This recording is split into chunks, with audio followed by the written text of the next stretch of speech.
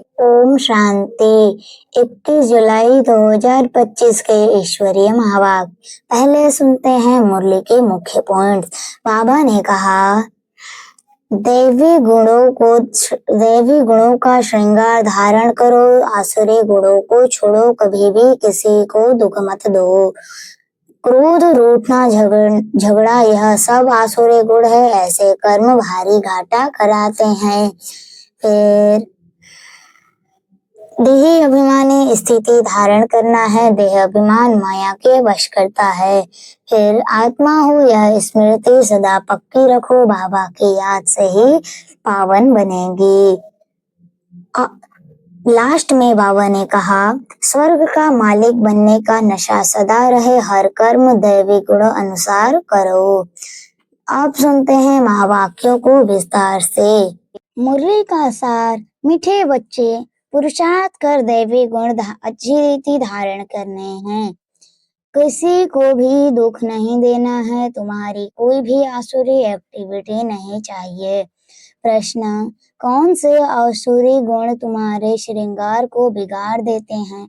उत्तर, आपस में लड़ना, झगड़ना, रूठना, सेंटर पर धमचक्र मचाना, दुख देना यह आसुरी गुण है जो तुम्हारे श्रृंगार को बिगाड़ देते हैं। जो बच्चे बाप का बन करके भी इन आसुरी गुण का त्याग नहीं करते हैं, उल्टे कर्म करते हैं, उन्हें बहुत घाटा पड़ जाता है। हिसाब ही हिसाब है। बाप के साथ धर्मराज भी है। गीत, भोलेनाथ से निराला। ओम शांति। रूहानी बच्चे यह तो जान चुके हैं कि ऊंचते ऊंच भगवान है। मनुष्य गाते हैं और तुम देखते हो दिव्य दृष्टि से। तुम बुद्धि से भी जानते हो कि हमको वह पढ़ा रहे हैं। आत्मा ही पढ़ती है, शरीर से सब कुछ आत्मा ही करती है। शरीर विनाशी है, जिसको आत्मा धारण कर पाठ बजाती है। आत्मा को ही सारे पाठ की नोंद है। 84 जन्मों का भी आत्मा में ही नोंद है। पहले तो अपने को आत्मा समझना है। बाप है सर्वशक्तिवान, उनसे तुम बच्चों को शक्ति मिलती है। योग से शक्ति जास्ती मिलती है, जिससे तुम पावन बनते हो। बाप तुमको शक्ति देते हैं विश्व पर राज करने की। इतनी महान शक्ति देते हैं, वह साइंस, घमंडी आदि इतना सब बनाते हैं विनाश के लिए। उनकी बुद्धि है विनाश के लिए। तुम्हारी बुद्धि है अविनाशी पद पाने के लिए। तुमको बहुत शक्ति मिलती है, जिससे तुम विश्व पर राज्य पाते हो। वहाँ प्रजा का प्रजा पर राज्य नहीं होता है, वहाँ है ही राजा रानी का राज्य। ऊंचते ऊंच है भगवान, याद भी उनको करते हैं। लक्ष्मी नारायण का सिर्फ मंदिर बनाकर पूजते हैं, फिर भी ऊंचते ऊंच भगवान गाया जाता है। अभी तुम समझते हो यह लक्ष्मी नारायण विश्व के मालिक थे। ऊंचते ऊंच विश्व की बादशाही मिलती है। बेहद के बाप से तुमको कितना ऊंच पद मिलता है, तो बच्चों को कितनी खुशी होनी चाहिए। जिससे कुछ मिलता है उनको याद किया जाता है ना। कन्या का पति से कितना लव रहता है, कितना पति के पिछाड़ी प्राण देती है। पति मारता है तो या हुसैन मचा देती है। यह तो पतियों का पति है। तुमको कितना श्रृंगार रहे हैं, यह ऊंचते ऊंच पद प्राप्त कराने के लिए। तो तुम बच्चों में कितना नशा होना चाहिए। दैवी गुण भी तुम यहाँ धारण करने हैं। बहुतों में अभी तक आसुरी अवगुण है। लड़ना, झगड़ना, रूठना, सेंटर पर धमचक्र मचाना, बाबा जानते हैं बहुत रिपोर्ट्स आती हैं, काम महाशत्रु है, तो क्रोध भी कोई कम शत्रु नहीं है। फलाने के ऊपर प्यार मेरे ऊपर क्यों नहीं, फलानी बात इनसे पूछी मेरे से क्यों नहीं पूछा। ऐसे ऐसे बोलने वाले संशय बुद्धि बहुत हैं। राजधानी स्थापन होती है ना, ऐसे ऐसे क्या पद पाएंगे। मर्तबे में तो फर्क बहुत रहता है। मेहतर सफाई कर्मी भी देखो अच्छे अच्छे महलों में रहते, कोई कहाँ रहते। हर एक को अपना पुरुषार्थ कर दैवी गुण अच्छे धारण करने हैं। देह अभिमान में आने से आसुरी एक्टिविटी होती है। जब देही अभिमानी बन अच्छी रीति धारण करते हैं, करते रहो तब ऊंच पद पाओ। पुरुषार्थ ऐसा करना है दैवी गुण धारण करने का, किसको दुख नहीं देना है। तुम बच्चे दुख हरता सुख करता, बाप कोई बच्चे हो, कोई को भी दुख नहीं देना है। जो सेंटर संभालते हैं उन पर बहुत रिस्पॉन्सिबिलिटी है। जैसे बाप कहते हैं बच्चे अगर कोई भूल करता है तो 100 गुणा दंड पड़ जाता है। देह अभिमान होने से बड़ा घाटा होता है, क्योंकि तुम ब्राह्मण सुधारने के लिए निमित्त बने हुए हो। अगर खुद ही नहीं सुधरे तो औरों को क्या सुधारेंगे। बहुत नुकसान हो पड़ता है। पांडव गवर्नमेंट है ना, ऊंच ते ऊंच बाप है, ऊंच ते ऊंच बाप है। उनके साथ धर्मराज भी है। धर्मराज द्वारा बहुत बड़ी सजा खाते हैं। ऐसे कुछ कर्म करते हैं तो ऐसे कुछ कर्म करते हैं तो बहुत घाटा पड़ जाता है। हिसाब ही हिसाब है, बाबा के पास पूरा हिसाब है, हिसाब रहता है। भक्ति मार्ग में भी हिसाब ही हिसाब है, कहते भी हैं भगवान तुम्हारा हिसाब लेगा। यहाँ बाप खुद कहते हैं धर्मराज बहुत हिसाब लेंगे, फिर उस समय क्या कर सकेंगे, साक्षात्कार होगा। हमने यह किया, वहां तो थोड़ी मार पड़ती है, यहाँ तो बहुत मार खानी पड़ेगी। तुम बच्चों को सतयुग में गर्भ जेल में नहीं आना है, वहां तो गर्भ महल है। कोई पाप आदि करते नहीं तो राज्य भाग्य पाने के लिए बच्चों को बहुत खबरदार होना है। कई बच्चे ब्राह्मणी टीचर से भी तीखे हो जाते हैं। तकदीर ब्राह्मणी से भी ऊंची हो जाती है, यह भी बाप ने समझाया है। अच्छी सर्विस नहीं करेंगे तो जन्म जन्मांतर दास दासियां बनेंगे। बाप सम्मुख आते ही बच्चों से पूछते हैं, बच्चे देही अभिमानी होकर बैठे हो।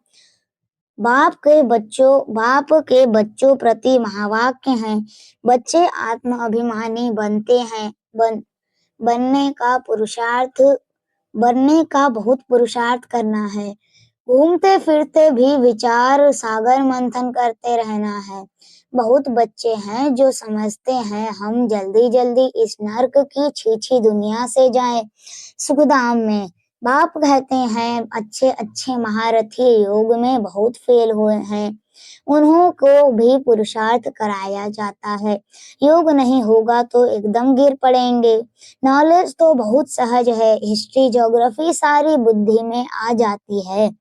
बहुत अच्छी अच्छी बच्चियां हैं जो प्रदर्शनी समझाने में बड़ी तीखी हैं।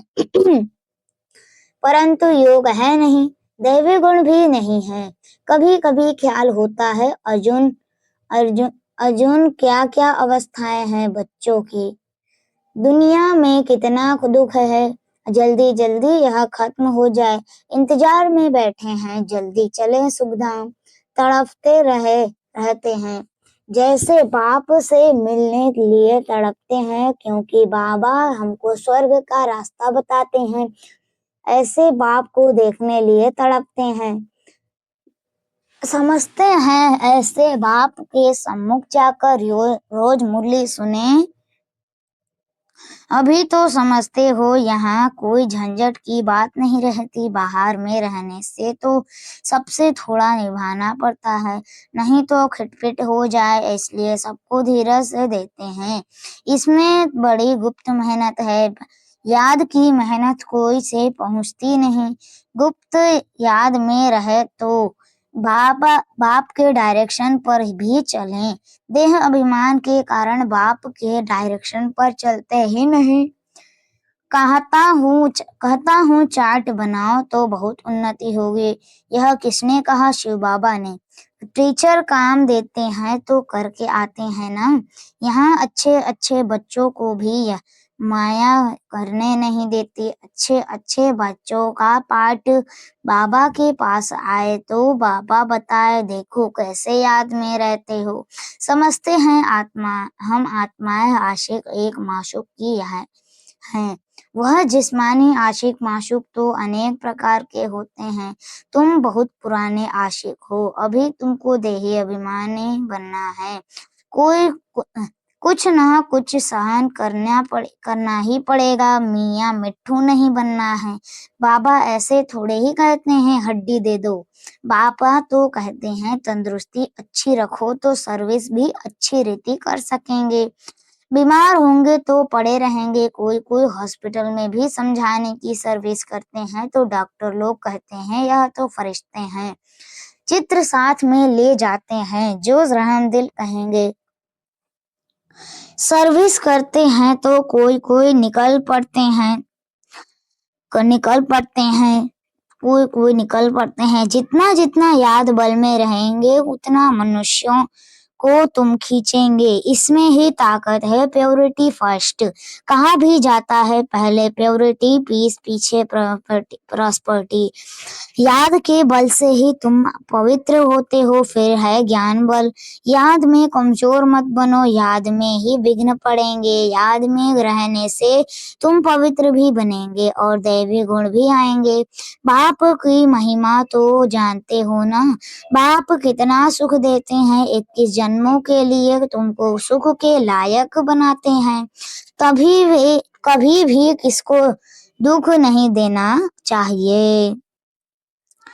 कई बच्चे डिसर्विस कर अपने आप को जैसे श्रापित करते हैं, दूसरों को बहुत तंग करते हैं। कपूत बच्चा बनते हैं तो अपने आप को आप ही श्रापित कर देते हैं। डिसर्विस करने से एकदम पट पड़ जाते हैं। बहुत बच्चे हैं जो विकार में गिर पड़ते हैं या क्रोध में आकर पढ़ाई छोड़ देते हैं। अनेक प्रकार के बच्चे यहाँ बैठे हैं। यहाँ से रिफ्रेश होकर जाते हैं तो भूल का पश्चाताप करते हैं। फिर भी पश्चाताप से कोई माफ नहीं हो सकता। बाप कहते हैं क्षमा अपने पर आप ही करो। याद में रहो बाप किसको क्षमा नहीं करते हैं।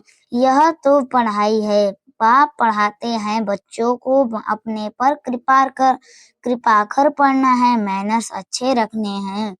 बाप ब्राह्मणी को कहते हैं रजिस्टर ले आओ। एक एक का समाचार सुनकर समझानी दी जाती है तो समझते हैं ब्राह्मणी ने रिपोर्ट दी है और ही जास्ती डिसर्विस करने लग पड़ते हैं। बड़ी मेहनत लगती है। माया बड़ी दुश्मन है, बंदर से मंदिर बनने नहीं देती। ऊंच पद पाने के बदले और ही बिल्कुल नीचे गिर पड़ते हैं। फिर कभी उठ ना सके मर पड़ते हैं। बाप बच्चों को बार बार समझाते हैं यह बड़ी ऊंची मंजिल है।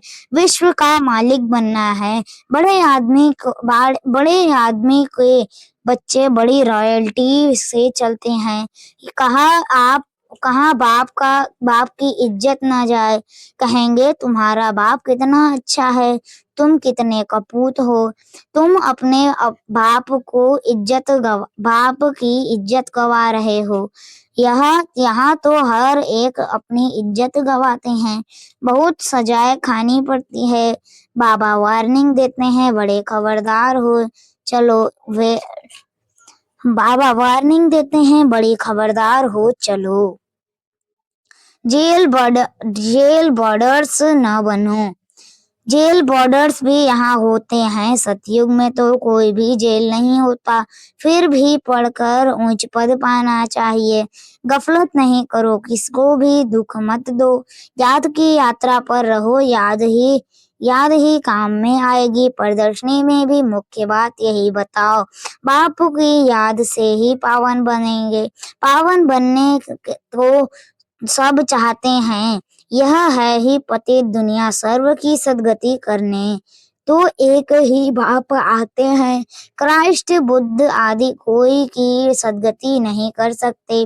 फिर ब्रह्मा का भी नाम लेते हैं, ब्रह्मा को भी सद्गति दाता नहीं कह सकते। जो देवी देवता धर्म का निमित्त है, भल देवी देवता धर्म की स्थापना हो शिव बाबा कर स्थापना तो शिव बाबा करते हैं, फिर भी नाम तो है ना ब्रह्मा विष्णु शंकर, त्रिमूर्ति ब्रह्मा कह देते हैं। बाप कहते हैं यह भी गुरु नहीं, गुरु तो एक ही है, उनके द्वारा तुम रूहानी गुरु बनते हो। बाकी वह है एक स्थापक बाकी वह है धर्म स्थापक। धर्म स्थापक को सद्गति दाता कैसे कह दे सकते?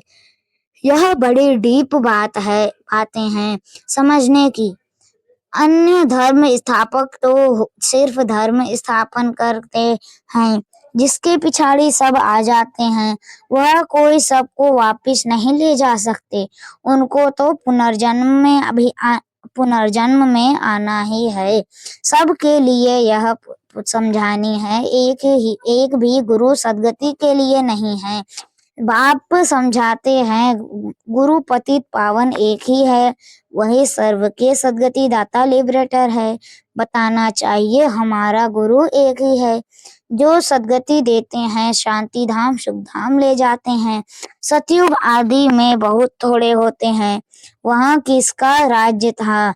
चित्र तो दिखाएंगे ना, भारतवासी ही मानेंगे। देवताओं के पुजारी झट मानेंगे कि बरोबर यह तो स्वर्ग के मालिक हैं। स्वर्ग में इनका राज्य था, बाकी सब आत्माएं कहाँ थीं? जरूर कहेंगे निराकारी दुनिया में थे। यह भी तुम अभी समझते हो, पहले कुछ भी पता नहीं था। अभी तुम्हारी बुद्धि में चक्र फिरता रहता है। बरोबर 5000 वर्ष पहले भारत में इनका राज्य था। फिर जब ज्ञान की प्रारब्ध पूरी होती है तो फिर भक्ति मार्ग शुरू होता है। फिर चाहिए पुरानी दुनिया से वैराग्य। बस अभी हम नई दुनिया में जाएंगे। पुरानी दुनिया से दिल को उठ जाता है। वह पति बच्चे आदि सब ऐसे मिलेंगे। बेहद का बाप तो हमको विश्व का मालिक बनाते हैं।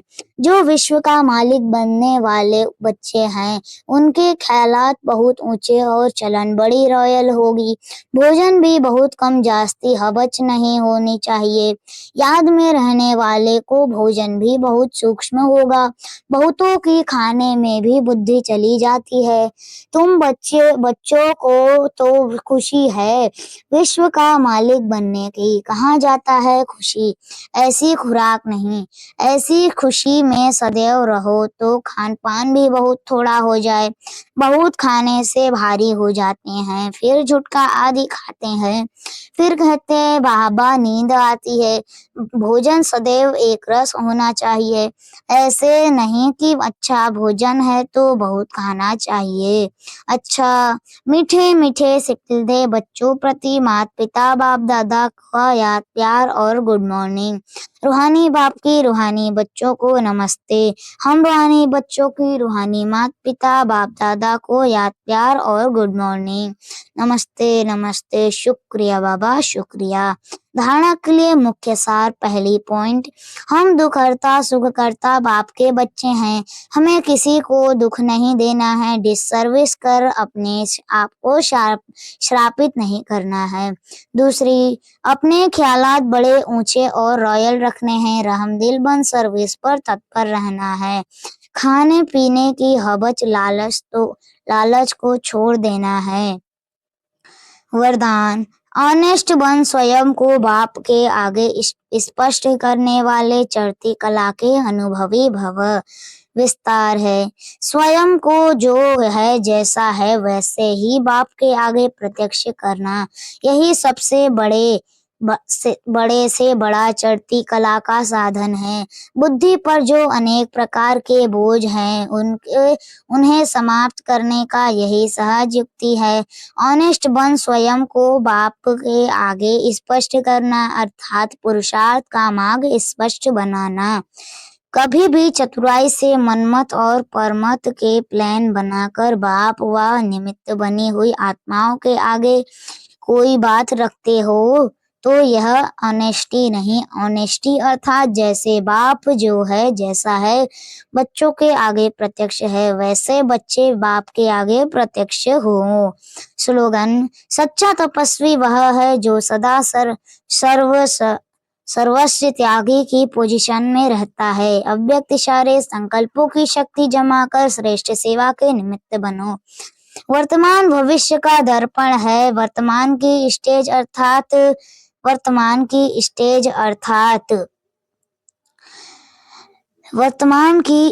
अर्थात दर्पण द्वारा अपना भविष्य स्पष्ट देख सकते हो।